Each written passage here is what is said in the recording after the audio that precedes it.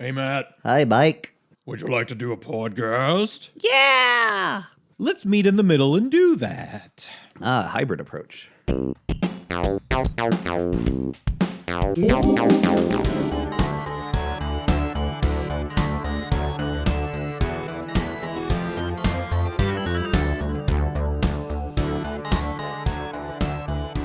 Welcome to whatever this is. I really don't know now. I'm kind of It's off just track. weirdness. It's just weirdness. Yeah. No, actually, you have come to the Hacking the Grepson podcast yet again, hopefully. I am Mike. I'm here with Matt. And Hey. today, I said that as if that was, not normal. I don't know why I said that. It's great to be here, Mike. Thanks for having me. It's me, Mike. And until next time, I will continue to be Mike. What are we talking about today, Mike? Today's episode of Hacking the Grepson is going to be something that's not necessarily specific to programming or software development, but definitely can be used to describe it. And that is two different information processing methods, one called bottom-up and the other one called top-down. We decided to do this episode mainly because, Matt, you I think had a conversation with like your manager or supervisor recently, Yeah, and I can talk about it kind of opened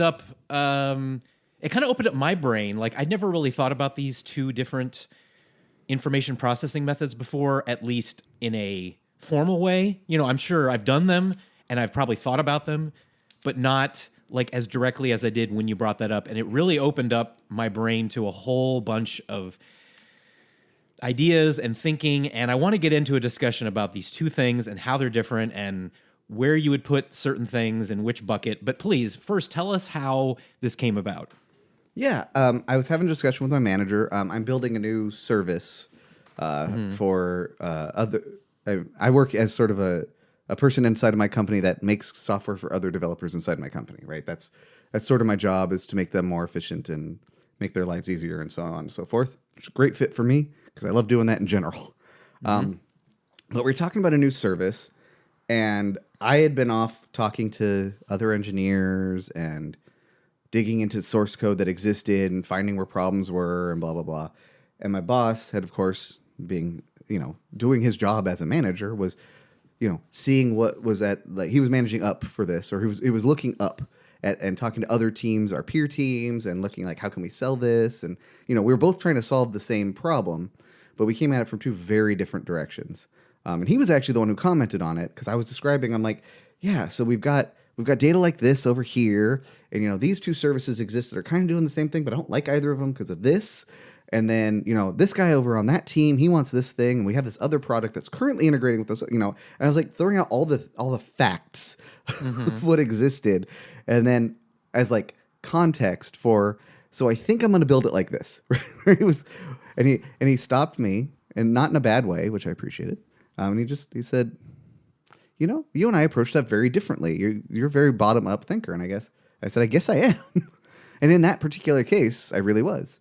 But just like, and then I brought it up to you, Mike. And then interestingly, as I dug into it more and more, I'm not as confident as I was about which kind of person I am as I thought, how I process. And I specifically think I learn I use that type of thinking in different ways depending on what I'm doing.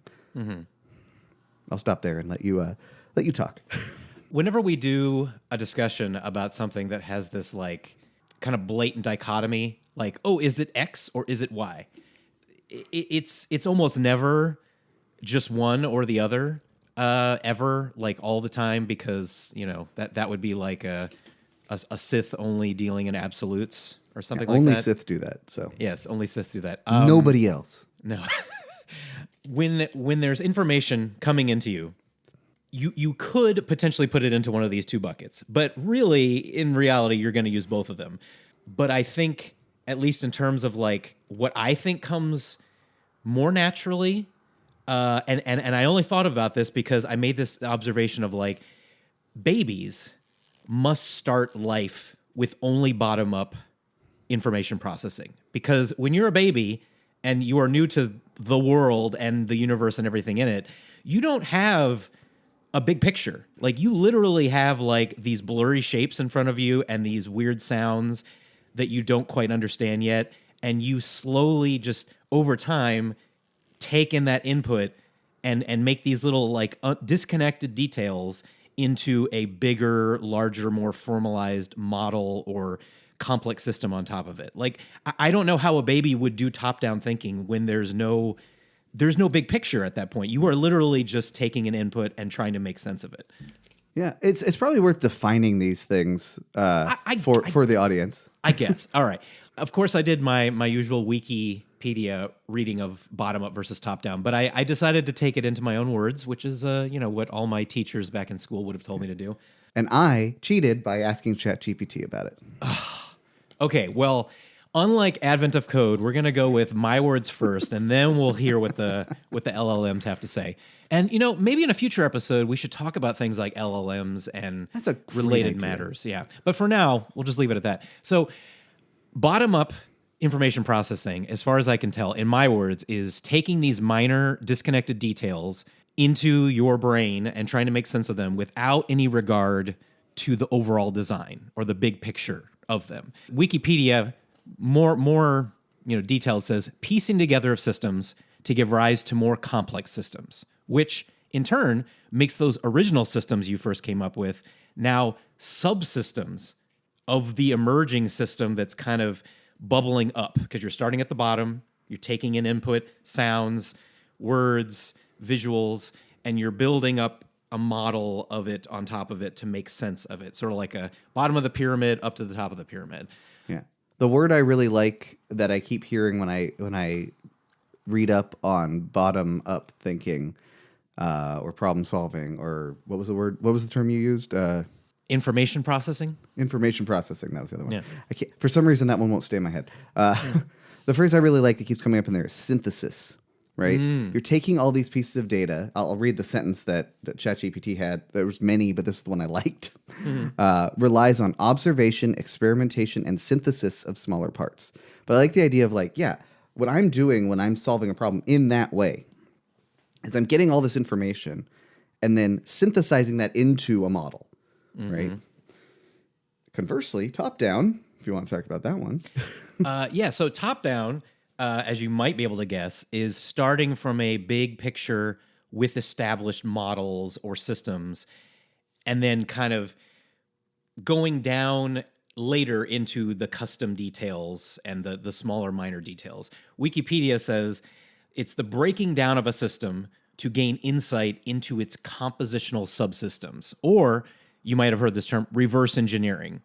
Like if you back when people cared about tinkering with hardware more, they might take a computer that they don't know how it works and break it open and see what parts are in it and understand how the until you're getting down to individual, I don't know, pieces on the circuit board or something, as opposed to looking at it as the Germans would say the Gestalt of it, which is the computer, But inside, there's a bunch of tiny little systems that you have to dig down into to understand. So some of the things that I noticed that were given as examples for bottom up were things like Lego bricks, which are these custom-made components that are made they make all different kinds of Lego bricks, but they're not necessarily made in a way that they know about what they will eventually be made into. Obviously, they make sets of Legos that, have an instruction manual, put these bricks here and here, but really, they're trying to make these little parts that will then just be usable in a general way that you can then impose your model of what those bricks should go together as. Does that make sense? Yeah, totally. I think, and from what I was reading, I think I agree with the Lego bricks themselves, especially those generic sets, very much an example of bottom up. But Lego sets, which you mentioned, which are hey, here's an instruction. You're going to build the Death Star. That's more of a top-down driven model. Except the way they have you build those sets is often build this piece. Build this piece. It's not you're okay, we're going to build the bottom half. It's build this random collection of things, collection of things, and then eventually they get put together. So it's more of a hybrid approach. Yes. But depending on what you're doing, and that's what I kept finding when I was looking into this, was it's a lot of oh, this part's bottom up, but this part's top down, and together it's a hybrid approach. I'm like, well, why do we even need the terms? I mean, yeah, I think like I said earlier in the episode, like making this like a zero sum thing dichotomy where you either do this thing one way or the other is not how anything in the world works. But it is nice to know and have kind of a formalized idea of Yeah. how you might go about it at one point. Another Yeah, thing, it's a pattern from which we can talk about and use as shorthand for Exactly. discussing things. Yeah, and I mean, even in one of the charts that I saw that showed like a bottom up approach, a top down approach, they also showed the hybrid thing you were talking about called the sandwich, which is basically go from the top and the bottom. And then there's even like I forget I'm the what it was opposite called. of that. Middle out.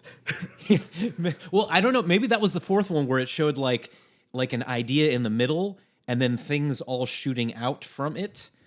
Which apparently is how I work, more or less. But as I started to look into this more and more, Yeah. like since we talked about it, I think it was like 2 weeks ago, I keep reading up on it or like deep diving on it. And every time I'm like, huh, I don't know what I am. Yeah. I mean, when I look up this stuff, it's like I get the basic idea, but I just feel like once again, it's too simplistic to like really say that I do one or the other like more of the time. I think like I said, except for babies, once you grow up and you kind of realize that there's like some kind of structure to the world and things in it, it's kind of hard not to. You can't bottom up everything. You start realizing that there are top down structures that kind of impose a will on systems that you then have to think about if you want to bottom up it. But another one, Something I was going to chime in on what you just said. Something an idea that occurred to me that I haven't quite fleshed out. So as I've learned. oh recently, boy, half baked mad idea time. I process by talking. I have learned. Something I used to know, but for some reason I've let go of in the last 20 years. Talk away. I think it depends on what you're doing and like what your expertise is, right? There are some things that I fundamentally don't get in life, that I don't understand. And those ones I really need to understand from the bottom up to get to like, why do you like football, right? Or whatever, right? It's just a random thing. Or like, how does music work, right? Like those aren't things that are intuitive to me. Other people get them intuitively. Like I struggle with this in social situations all the time where I'm like, I don't understand what the magic rules are for how I'm supposed to dress at this event versus that, all those kind of things. And those ones those are all areas I'm not comfortable in. And so for me to understand them, I really need to come from the bottom up because there is no model. I'm 46 years old. I still haven't built a model for any of those things because I can't understand them intuitively. For things I get, like when I am writing software, certain types of software, I know that I know what that model is. I've experienced with it. I've worked with it a lot. I don't have to really think. Like there is a pattern that I know will work, right? And that's where like design patterns come into play and things like model view controller and all those sort of like architectural principles and patterns. And I was like, oh, okay. So it just depends on what I'm doing. Yeah, and honestly, like as we should move this kind of more into a software development programming thing. So for bottom up, I put, and I'm not 100% sure about this, but bottom up kind of programming feels like when you write a script to solve a problem with no regard to the overall system that you're bringing it into. Like you're thinking about the detail of fixing something. You're not thinking about, well, hold on a second. Maybe the OS already has stuff set up for this kind of thing because you're so stuck in your bottom up. Oh, I see a problem. I'm going to fix it. I want a code. I just want to do it. As opposed and then you to iterate on that and improve it. And yeah, and then you realize that you thing. wrote, Grep. System D or something like that. I actually did write. I accidentally write grep once. Yeah, I was like halfway through it. I was like, wait a minute. This feels a lot like something that was written 50 years ago that maybe I should use instead. But Yeah, you love. I think it's that iterative piece that makes it bottom up. Yeah. Like you might know where you're trying to go eventually, but it's Yeah. like I'm not saying, okay, I'm going to design a system this way. I'm going to have a UI and I'm going to have this and this and this. It's like I have a problem, and I know this is a thing that will help that problem. And then later on, you're like, oh, I have another problem. Well, here's a thing that'll help that problem. And you keep doing all those pieces, and you keep solving little problems, and you're like, wait a minute, I can synthesize all these things into a model that works like this. But it's that iteration thing that I found repeated over and over again in the definitions that resonated with me for bottom up. Yeah, well, on that same note, some of the things I kept seeing pop up that were attributed to bottom-up programming or software development was using a code module or a library as opposed to writing it yourself, like using pre-existing things over bespoke things. Interesting. Which I wouldn't even consider those as part of this conversation. Well, and that's why I just put them on there because I saw them as attributed, but I'm not sure if I agree with that, because I think the way that I've seen it talked about is more that, like, once again, sort of like writing the script to solve a problem, instead of thinking about like the overall model of your program or like the structure, the big picture, you're just thinking of like the way to fix a detail. And in there, you would use an existing module as opposed to writing it yourself, because writing it yourself would require more of a top-down approach of thinking about the actual details of it, as opposed to just like the quick thing that will solve the problem. I don't know vanilla JavaScript very well. Oh, jQuery exists. I'll just grab that and drop it in, as opposed to thinking about, well, one of the things that's most important about this project is that we don't use a lot of dependencies, that the performance is fine-tuned, and we're not going to be able to do that with a library, but you would only think about those things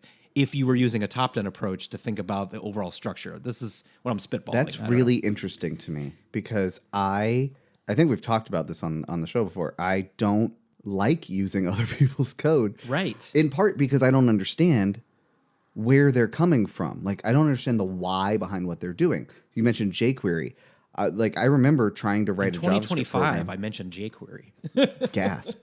I remember trying to use jQuery because someone told me that was the right thing to use for whatever thing I was trying to do. I was building some silly little web app tool for work, for just like an internal thing. And I couldn't understand it at all. I'm like, I don't. And I had the same problem even trying to go down to vanilla JavaScript, because my model for how a programming language works did not align with the model that they were doing. So I have to understand I need to understand both things. What are they trying to achieve? And then, like, how did they get there? Mm-hmm. Why are you doing it? And how did you do it? And then I can understand something. And so, like, jQuery is when I still don't understand it. I'm like, I don't understand the problems they were trying to solve, because the way they did it doesn't make any sense to me. It looks like Perl, which is just stupid. So I think you have a really good point about you're being told to use jQuery because it's the thing to use, as opposed to using vanilla JavaScript for years, realizing at the time it was incredibly terrible, and jQuery fixed and smoothed out all the rough edges. And so, why wouldn't you use jQuery? But you didn't come from that. You came from it from just people told you to use it, but then you didn't understand it, and so it seemed dumb, and so you bounced off it. Yeah. It's pretty much a surefire way to get me to not succeed at something, is to tell me exactly how to do it. I'll be like, no, this is wrong. Everything about this is wrong. So another one that I was curious about is software development methodologies. And I was thinking that, like, top down, and correct me if I'm wrong, but like feels like waterfall, and agile feels like bottom up. 100%. Yeah. Okay. And I even ChatGPT even said that once, as I was trying to hint around it without saying it to see what it would think, and it actually ended up landing there on its own. I was like, good. Okay. Yeah, because maybe I'm right. Because it's definitely, it's like, it's like, get all your requirements up front, do all your design up front, right? Break that down into this small piece, and then do the same thing for that. Do all the requirements and design for that thing. And it keeps happening until you finally are magically done somehow. And Agile, it's like, okay, you still have that, like, that top level, like, here's my eventual goal, probably. I think you have a more fluid end goal. You're like, I'm trying to solve a problem in this space. Yeah. So let's build this one little piece that we know will help. Yeah. And then see, like, did that help? Did people like that? Okay, let's add on to that with this next thing, and so on and so forth. And so, yeah, I think it really does. I think those two approaches do map well to top down and bottom up. Yeah. Speaking of top down, another example that was thrown out was kind of the idea of, like, just procedural programming in general, or even object-oriented programming. Like top-level programming, I think, or top-down methodology has been kind of synonymous with programming early on, in that you write like a main function and then you write method declarations and until you've written your program, and then you go back and you fill it all in. But like you wrote the skeleton of it first and then you filled in the parts later, as opposed to writing that one little script that does a thing and then like, was that good? Should we make it better? Should we add on more options? Okay, let's go back and do it again. But instead, And I would even say that object-oriented programming, at least the way I do it, is bottom up, because I'm not starting from I'm not writing like an application class to start with. I'm looking at the data. I'm like, okay, here's the data I'm going to have. Let's say I'm writing a game. I'm like, all right, I'm going to have some sort of character on the screen. I will write a character class to capture the bare minimum. Like, okay, it's going to be at a location and maybe it has stuff. Then maybe I make a stuff class, right? It's like I start at all the little pieces and then I figure out how they can come together in a way that makes sense. Now, sometimes that fails miserably because I didn't take into account I didn't understand the big picture enough.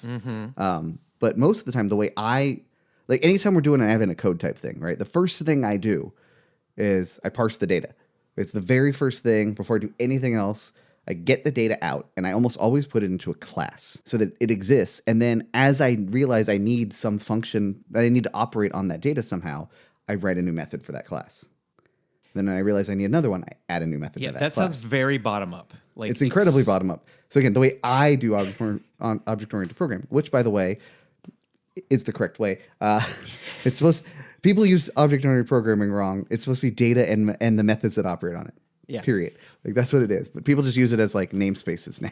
So when I think about how I've tried to use OOP, when I think about like the text adventure Gem Warrior that I worked on, because that was probably like the most complicated game app I've ever written, and so I had to actually think about classes and inheritance and it's such like that, and so I did go. I probably started bottom up, but then I realized, wait a second, this is going to get out of hand if I don't switch to top down and create like an entity class. That way, every entity in the game has certain base level attributes like a name and a location ability, like it is located somewhere, or that it, whatever. But the fact that you didn't start there. Right. You were like, hey, I'm building these things. It really feels like these have a commonality in place. That's very bottom up. Like you're synthesizing the model of an entity as you're writing all the other classes. But I think but my point was that like it was going to get out of hand if I kept doing it bottom up. I had to stop and think about the overall structure of the game and how things would interact, and that's where the idea of an entity, which then you would get the player from that, you would get enemies, and then enemies would go off from that, and then you'd get the item class. All items have a certain attribute, and then this specific item is like a subclass of that because it has a unique description or unique attributes. And from there, I had my entity model top down, and then I kept spiraling down from that, creating until you got down to like red dagger of majesty .ruby file, as opposed to starting there and then like double backing up to, oh wait, this should really be the child of a parent entity class or something. Yeah, I think that makes a lot of sense. I do something similar, and we'll talk about that in a bit. But I think that makes sense in particular, like as I've been an advocate of object-oriented programming since like 1998 or something, pushing people at it. And I've never been able to quite get them to understand why. And I think that's exactly, most people when they come at object-oriented programming, learn it through like UML. People are teaching it like, here, draw this UML diagram to describe how the classes interact and, all the funky polymorphism, blah, blah, blah. And I'm here going, okay, but at the end of the day, an object is data and some things that work on the data. And so like the approach with the UML diagrams and polymorphism, all that stuff is very top down, but it's like the Lego thing again, right? The fundamental bricks are bottom up. If I'm just writing a class in a vacuum, that ends up being very bottom up. But if I'm trying to figure out how everything's going to piece together before I even write any code, that's very top down. And then you, like you said, somewhere in the middle, you kind of started bottom up and you're like, let me figure out where I'm going, and went back to the top. and worked your way down, and then you probably worked your way back up. Like you're like bottom, okay, back down top, okay, now back from the bottom, okay, now back from the top. Very You're hybrid. sandwiched. And I think you pointed it out earlier that it really depends on what you're doing. And I think to put a more specific point on that, it really depends on like the complexity of the app. When I first started writing Gem Warrior, it probably just had a player and maybe like one location and maybe one enemy and one item. And it was perfectly fine to just write those classes and they were able to interact with each other. But then once I realized that I wanted the scope of it to be like a full game with multiple locations and multiple enemies and multiple items, and I started noticing the commonalities between these things, and I'm like, oh my gosh, I'm rewriting code in all of these classes that are really shared, that should be like inherited from a higher class or something like that. That's when I started thinking, oh, I should have top down this. Like I need to switch to top down. I need to think about the overall structure, because if I don't, it's going to be much harder to write. It's going to be much harder to expand. It's going to be much harder to debug, all that kind of stuff. It's like Exactly. like, and I feel like I'm saying bottom up is bad, but it Not at all. No, it's very useful to get going and think about like, you know, I want to understand the details first, and then I'll get around to the scope and the structure.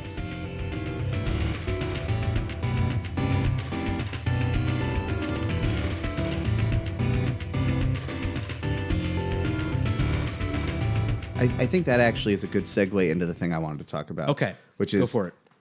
And I got a bunch of things I want to talk about, but this particular thing, which is I was trying to analyze how I approach building like an app or solve, you know, something that's not completely trivial that can just be like a script, but something that's going to have some meat to it. And adventure game's a great example of that, right? It's like, okay, it's not super simple, but it's not so complex that I need to, you know, work with 20 other people to make it happen. Yeah. Like an individual project that I'm working on, where do I start? And I had a lot of trouble figuring that out, trying to map what I do into that. And that's where I ended up using ChatGPT. I'm like, here's what I do. Tell me what that is. You know, it's a very hybrid approach. But like, I will start with trying to understand what is it I'm trying to accomplish, period. Right? What am I trying to make, right? Am I trying to make a text adventure game? Am I writing a data server somewhere that's going to sit there and be a proxy for, you know, data? Am I writing something to, you know, help my wife figure out how to change the dates on pictures so that we can organize them correctly because the date stamp was wrong, right? Like, what is it? What's this thing I'm doing? And I'll kind of like, so I have to understand that like from the bottom, right? In order to kind of get that top down approach, I have to understand like, what am I doing and why am I doing it? Right? Trying to understand that, I build that model from a very bottom-up approach.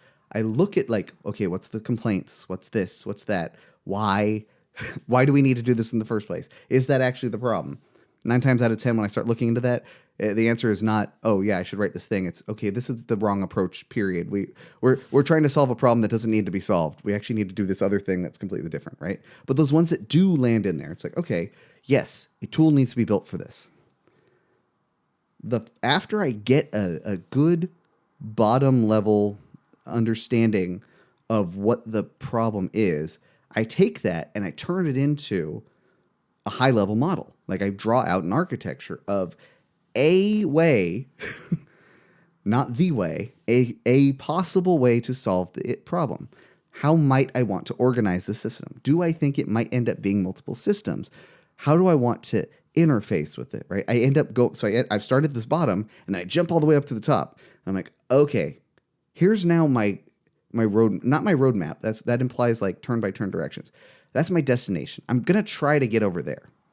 But then I go back to the bottom and I'm like, okay, so I know I'm going to go over there because then that informs things like class hierarchies and all that stuff. But I come back down to the bottom and I start building my data models, right? My data classes. Or whatever I'm doing. Or usually I try to find like the interesting thing and I'll build my class around that because that's how my brain works, right? And I end up kind of ending up in the middle is where I kind of work. Because like I don't come all the way down to like database implementation. Like half the things I was reading about bottom up, it's like, yeah, if you're solving a problem, you know, you're probably writing your database first. I'm never going to do that ever. It's never going to happen. Yeah. Data is an implementation detail that is not interesting nor something I care about. It's like it could be a flat file for all I care as long as it's fast enough. Yeah. So I would tend to start like a couple layers up from that and then know roughly where I'm trying to go. And then I keep spreading out from there. So like I'll get some nugget of truth that kind of works, like an MVP or a prototype or a proof of concept, any of those things. And I'm like, okay, I see how this works now, and I'll start working out. So this thing I was talking about with my boss, I restarted it in my mind like 3 or 4 times. I started with, okay, we want to build this thing. What should a architecture for this look like? Like in general, what's an architecture for this type of thing? What are the things you want to keep in mind? All right, you need flexibility, you need data separation, blah blah blah. Right. The things I know from having studied computer software architecture for years and doing that as my job. Like I know this stuff. So I'm like, okay, I know that these are going to be important decisions. They're not necessarily decisions I need to make right now, but like, here's some things that could work. I don't want to paint myself in a corner. But I also was writing this thing in GraphQL, which I've never used before. Like my interface to it was going to be GraphQL. I'm not writing it in GraphQL. That doesn't make any sense.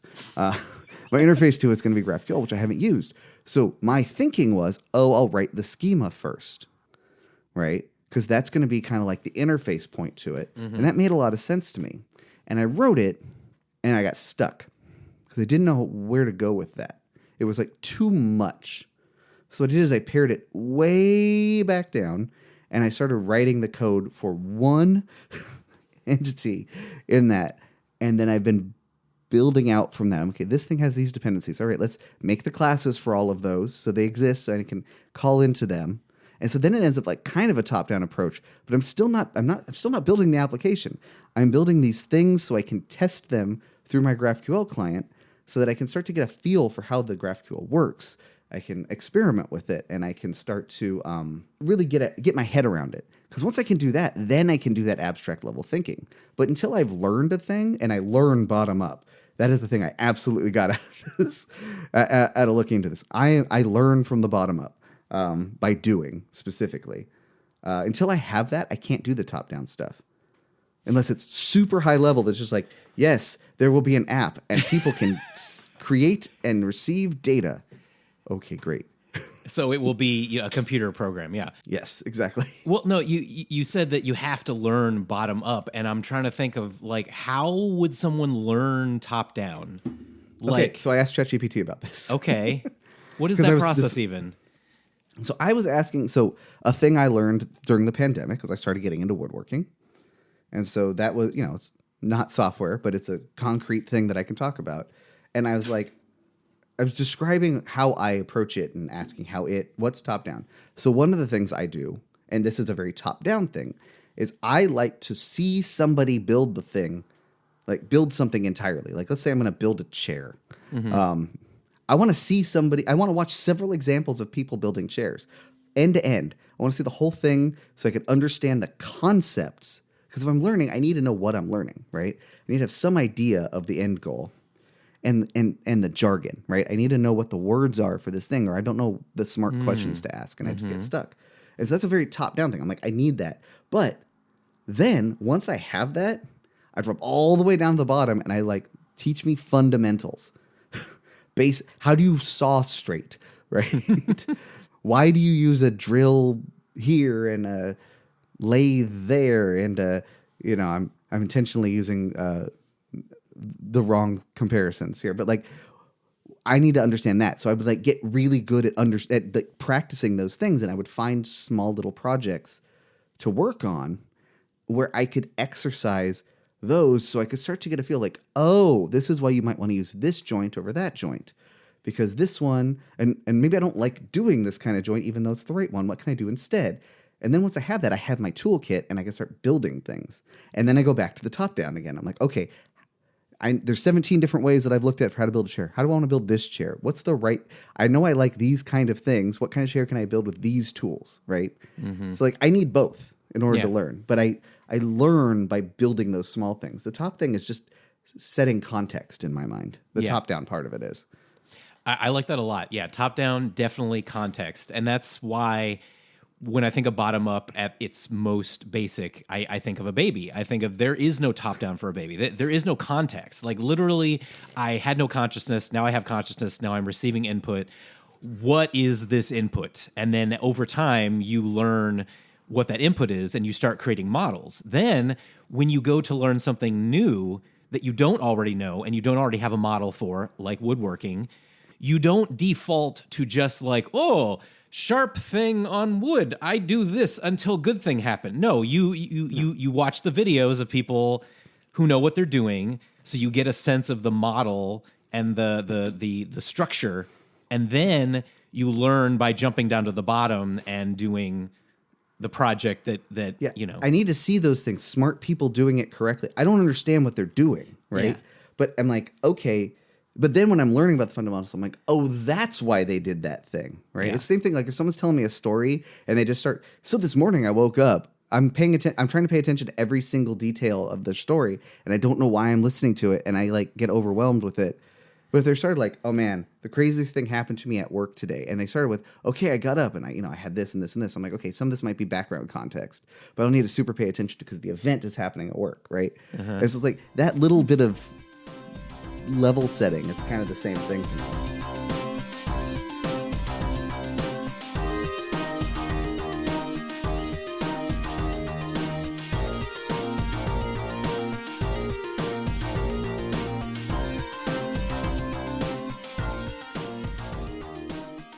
How do you learn, Mike? Let's say you were trying to learn a new programming language. What would that look like for you? Well, so the thing that you clued me into that I was thinking about is like at my old job when I was trying to learn Angular or even Ember now, but just, trying to learn a new framework. I already, know JavaScript enough to, jump in and start messing with things, but I don't understand the way that, the Angular way or the Ember way, because they all have kind of conventions and they do handle the same problems in slightly different ways.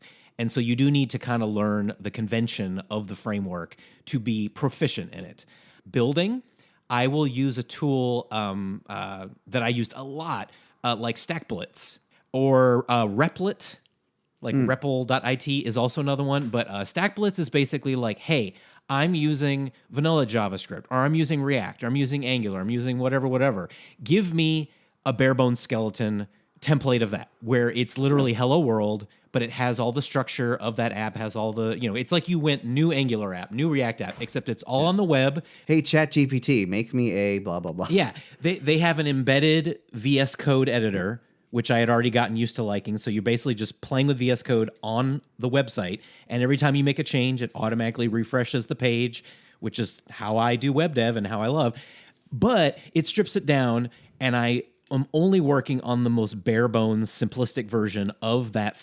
Either usually it's a feature that I'm trying to like put in, or I'm trying to make like a major change to something. But the problem is that major change has all this other cruft around it from the app that I may not understand or may only complicate. So you reduce the scope down to reduce the scope, a manageable area. And then, but so it's like I'm failing continue. at top downing. I'm failing at top downing by trying to do it inside of the existing model. And instead I put it into something like StackBlitz, and now I'm bottom upping by going from like the most basic thing and then adding my change. And it's much easier to iterate on that until I understand it. And then I can go back and insert it into the existing model. That's actually kind of what I'm doing right now with my GraphQL thing.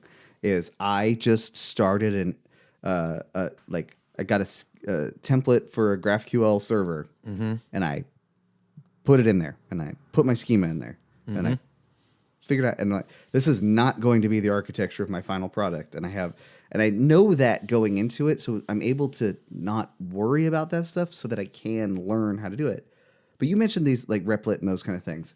Were those things that you would use before you knew the tool, the language at all that you were using in there? Or did you have to like, because to me, if I was going to jump into something like that, I would immediately be stymied by like, okay, but why did they do that? What's that mean?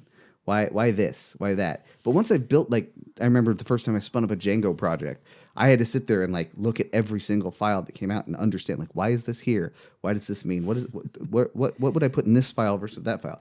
And then once I understood that, every other Django thing I ever spun up, I was like, done, right? I'm like, I got it. I know exactly where to go to write my code. Yeah. Like, start here. I'm going to define my API, and then I'll go over there, and I'm going to start backfilling it. Well, I mean, for like a framework or even a language, yeah, no, I definitely go to documentation as a reference, though. What I love is the REPL, the read, evaluate, print, loop.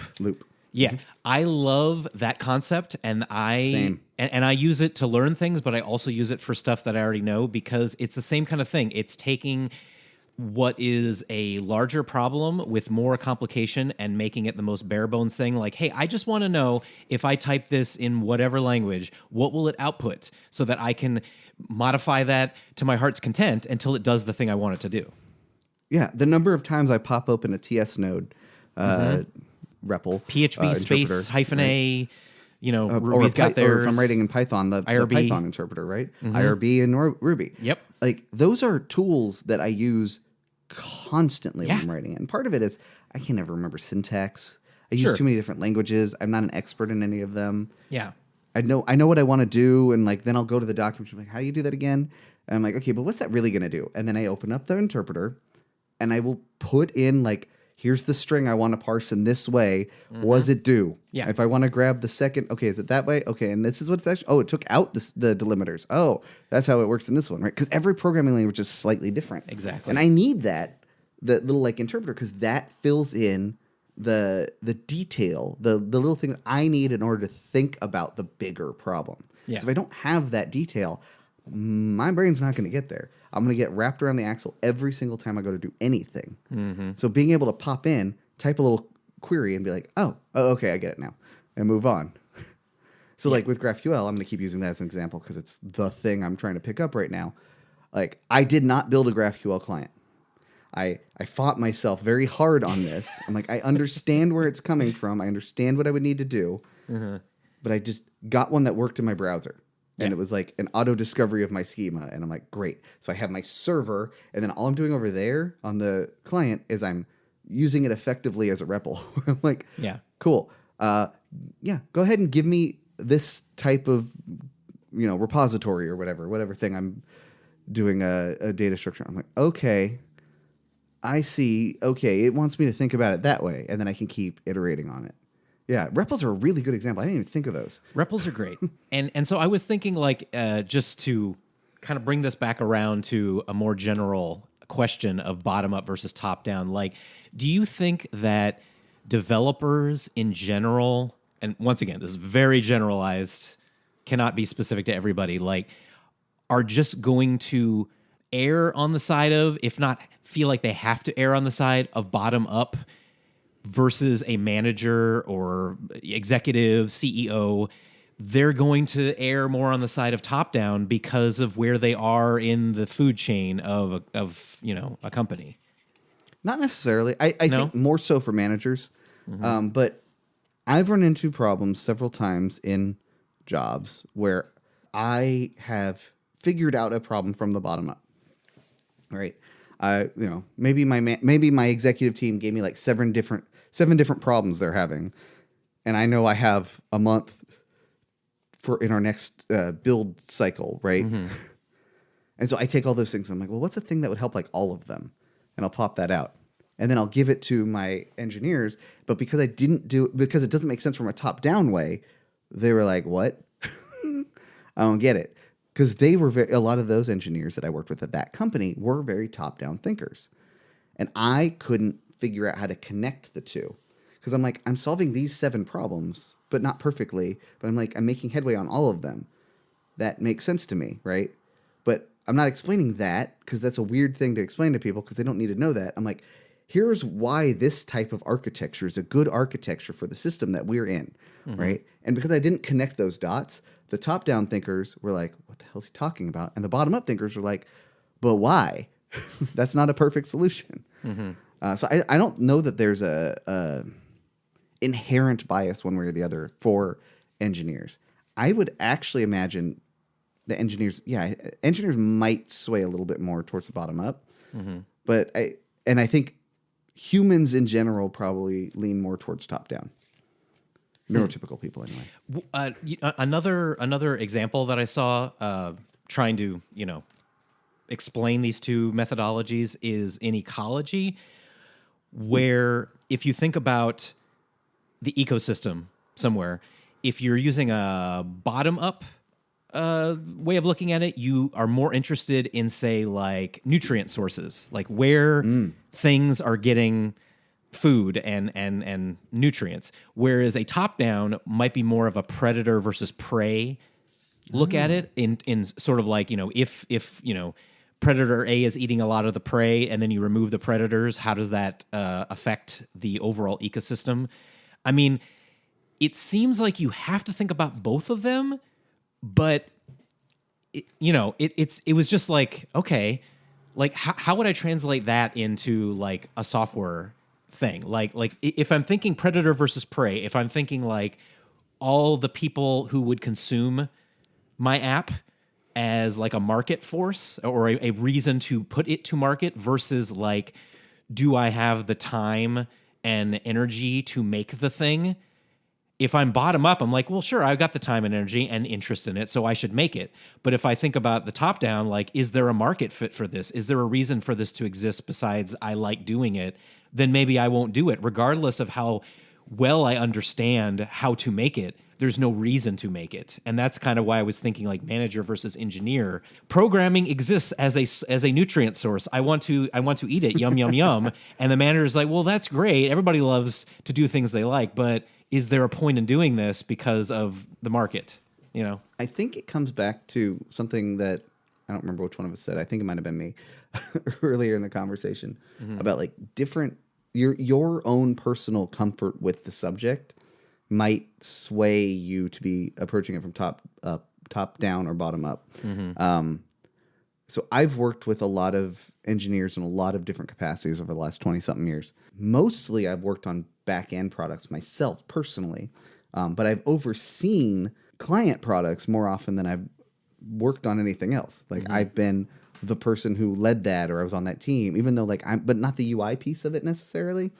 But what I've noticed is that client engineers in general tend to lean more heavily towards top down. Because I think they're coming at it, like front end engineers are coming at it from a what does it look like perspective. Whereas I almost always come at it as like, how does it work? How does it do this thing? Because you might want to put a button in there that says, make magic happen. But I know in order to make magic happen, I need these 5 pieces of information, and this other prerequisite needs to happen first. Yeah. Right. And so it's like, that button's great and all, but it can't be there because, right. And so you really do need both people on a team. Like the best teams I've worked on have been people that operated in either everybody operated kind of in both capacities, and like we had a couple people who were like really heavily in one area or the other, or even if it was just like a 2-person team, one of us would end up taking one type of role and the other would take the other. I tend to take the bottom up role because I think my brain naturally gravitates towards that, because I like to figure out what's going to break, what's going to go wrong, right? And that goes back to like, you like the puzzle solving, but the top down might say, well, but do we need that puzzle solved? And I'll say, yes, because I'm bored. Make it work, top down people. As we were talking, I did think of another thing I wanted to say, based on your analogy with regards to babies. So you were saying babies take in input and they create those models that they kind of base their life off of. I've been in therapy for many years. That is definitely represented. You were a baby over once, and over again, as was I. Yeah, I don't remember being a baby, man. But something that I thought was interesting is when we learn new things after we've learned something. Some people, like myself, tend to be I like analogies and analogs and metaphor. Like they help me process. I'm like, okay, I know how this thing works. I've built this conceptual model and I know it to be true, or at least to be useful. Now I'm learning this new thing. How does it map onto that? Or like, what's the equivalent? I'll say, oh, this is the car in the scenario or whatever. People are like, what? And I'm like, yeah, don't worry about it. Because that's how I think. And I don't know if that's top down or bottom up. Because I was just going to ask you. But I mean, But you're taking input and you're trying to map it onto a model that you already have. I'm trying to build the model though. Yeah, but the by looking analogy at the part data. is like you want the model to exist to put the new input into. Yes, But you don't know I'm whether always trying to build that model. Yeah. you know, I ask when I'm learning or really any conversation, I ask a ton of questions. That is how I'm like, okay, let's say you're trying to teach me this new concept. All right, the closest thing I can think of that is driving a car. Yeah. All right, so if I'm driving a car, I put my foot down on the gas pedal and it goes. In this thing that you're teaching me, I would press the space bar. No, you'd hit the enter key. Oh, okay, right. Yeah. This is a nonsense analogy, but this is the way my brain works. No, but you know what you're making me think of? You're making me think of when it comes to new media and people recommending you new media. One of my first questions or thoughts is like, oh, okay, well, what band is that like? Or what movie is that like? Or what video game is that like? Like, oh, it's a Metroidvania. Okay, I know that model. I can already tell you what it's going to be like. Which is an interesting model because I don't think that model is accurate. The Metroidvania model, I think in general. Oh, specifically Metroidvania. Okay. Metroidvania, very specifically, I find very frustrating as a person who loves Metroidvanias because the things that I make, the things that are prerequisites to be a Metroidvania are not necessarily the things. Like it's really it boils down to you lean more Metroid on that or more Vania, right? Are you looking for a fast moving, like dexterous character, or do you have a slow plodding guy who swings a sword, right? Are you dodging and parrying, or are you shooting from afar, right? Like, is the focus of your game fighting or is it exploration, right? And like, if you go into the Reddit Metroidvania sub, there's constant arguments about these things. You know, one of my favorite Metroidvanias is Yoku's Island Express. That's a pinball game. Just happens to also be a Metroidvania. That's wild. If you haven't played this, you need to play this game. It's one of my favorite games. But like, it is a Metroidvania in every sense of the word, except you don't really fight because it's like you are basically playing. Did I say ping pong? Pinball. Pinball. Like that's your fights are in that style, and that's how your traversal mechanisms are, and you get different powers that help that. But a lot of people don't even consider it a Metroidvania because you don't you're not fighting things, you're not parrying or whatever, and I'm like, that's not a Metroidvania thing. Yeah, actually, I've heard that the more preferred term for that type of game is a search action. Have you heard this? No. It's basically any style of action-adventure gameplay that revolves around exploring a labyrinth, i.e. a maze, with the necessity of locating new things so that you can progress. You know, oh, I can't get through that door yet. Well, once I get an item, then I'll be able to come back and go through that door. Like, because you're searching, but it's also action-y. So I don't know. So it's a Zeldroid. Yeah, no, that's the model I use. Zelda and Metroid are the same type of game to me. Yeah, I mean, Castlevania is not like either of them. Yeah, the more you talk about it, like the Vania part of it definitely is the weaker part, because Castlevania type games, i.e. you move from one end of the screen to the other screen and you attack things and you jump on platforms, is older than Castlevania and, you know, is way more generic. And I think the only reason why that stuck was just that both of those games came out at roughly the same time, and they were just... You know, they were popular. Well, Super Metroid and Castlevania Symphony of the Night both have a lot of overlap in how you play them. Yeah. And what they do. But the difference is the part that I can't ever map it into a model. And it's the differences that everyone's fighting around. Like, there isn't a good model for what people mean when they say this. Yeah. So that's a bottom-up approach at trying to define models so that you can come from the top down to learn something or to pick something, I guess. I don't know, but what it does make me think of is that, like, when you go to design a game, like, is there, like, I wonder how many people really think of it in the top-down way. Like, I want to make a blank genre game, and then I design it based on those principles, or what I think they more likely do, and what I would do, is, like, what's something that's fun? What's a cool mechanic? Yes. What's a cool character, concept, or setting? And then... I will build a game around that rather than I want to make an FPS. Okay, let's grab an FPS and then let's fill in the holes, you know? So, right. Yeah. Because if I ever got to the point where I was like, I want to make a game, and my thought was, I want to make an FPS. Well, I don't like FPSs, so that's probably a bad example. But I'm like, I want to make a Zelda-like. Mm-hmm. I'm like stuck immediately. I'm like, okay, but like, what's it gonna like? What's the point? Yeah, right. Because then I got to figure out the story and the plot and everything else. And I'm like, what's the fun part of Zelda? Oh, it's getting this new power, right? My favorite part of TTRPGs and video games and everything is, I got this new power and I get to play with it now, right? I get to figure out how that's going to affect everything else. That's fun for me. So when I'm building a game, which I don't do, but when I'm designing a game and writing it down on my iPad to ignore forever, I am almost always coming at it from the approach of what's a cool mechanic. Yeah. Like, or even sometimes it will start. I'm like, I really like this game. How would I put it? How would I get this experience on like my iPhone, right? Where it's a touch screen, like it really needs a control. Like, how would I do that in a way that makes sense? Yeah, and would be fun and capture the same spirit. And then everything else builds from that, because then you get your gameplay, and that tends to lend into settings for me. So I'm like, okay, well, I need this. What would be a story reason that would happen? Oh, there's this. It's a world of springs, right? Whatever. Why is there a world of springs? Right? Yeah, I think video game development is very... I mean, video game development by developers and video game players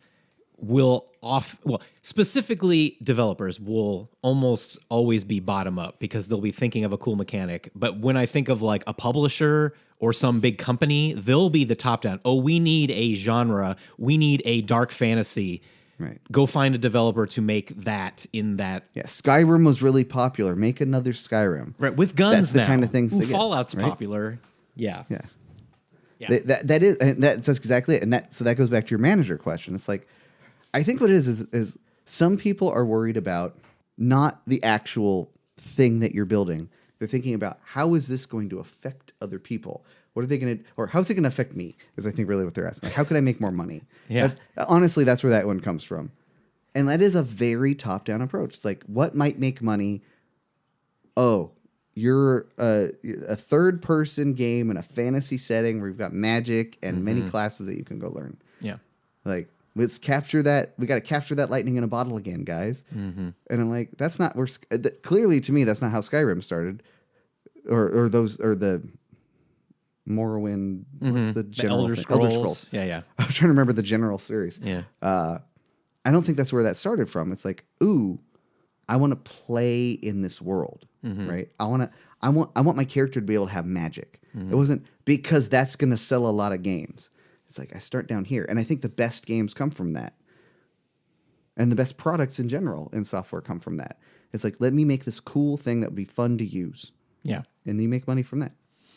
But soapbox off, right? But I think you also need to have the top-down approach, because if your aim is to be profitable enough to make another game with your people and pay them a wage, then you do have to do some top-down thinking, not just bottom-up. And that's why you need both. Yeah. And so now that we have hit the two Matt tropes of this episode, which is OP is good, capitalism is bad, I believe we're at our end. I need that on a t-shirt. So, wow, that was a great conversation. I'm really glad we talked about this, because it was, I mean, even at the end of all this, I would still only say I'm about 90-something% sure of how I would put any random concept into one of these two buckets. And I think the real answer is that it's both. Yeah. It's just it's shorthand for being able to discuss how you're doing this particular piece of it, right? Yeah. This piece, I need to learn bottom up with a bit of top down guidance at the very beginning. Like, this is what you're trying to do. Okay, why am I trying to do right? And other people don't learn that way. They might need, here is the concept. I will now break this sentence down into words. Here's what each word means. I will now take that word and explain how you get there and like why they link together. And I'm like, no, don't do that. Please start the other way. I'm so glad you said that, though, because you did remind me of one last little thing about this that I thought was really cool. In the world of language parsing, at least as far as humans do, we, I think, without even knowing, do a lot of top-down language processing. Because you know that example where it was popular on the internet several years ago, where the first and the last letter were the same, but the letters Yeah. in between were mixed up or ambiguous or something, but you could still read it.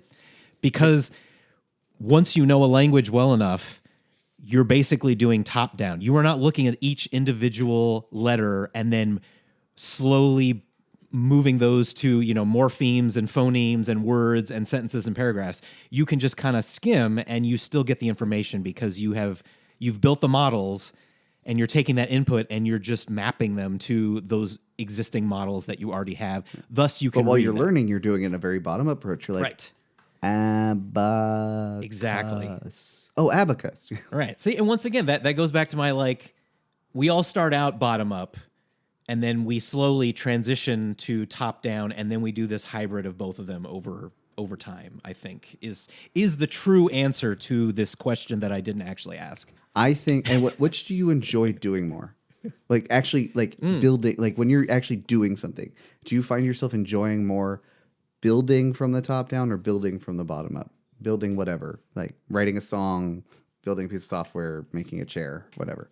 And that is an exercise left to the listener, I think.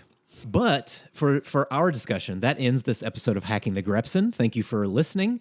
If you want to hear more discussions, you can go to hackingthegrepson.com. We have dozens of episodes to listen to, and you can process them top down or bottom up, just whatever you want. But until the next time we process information, we now return you to your regularly scheduled lives already in progress.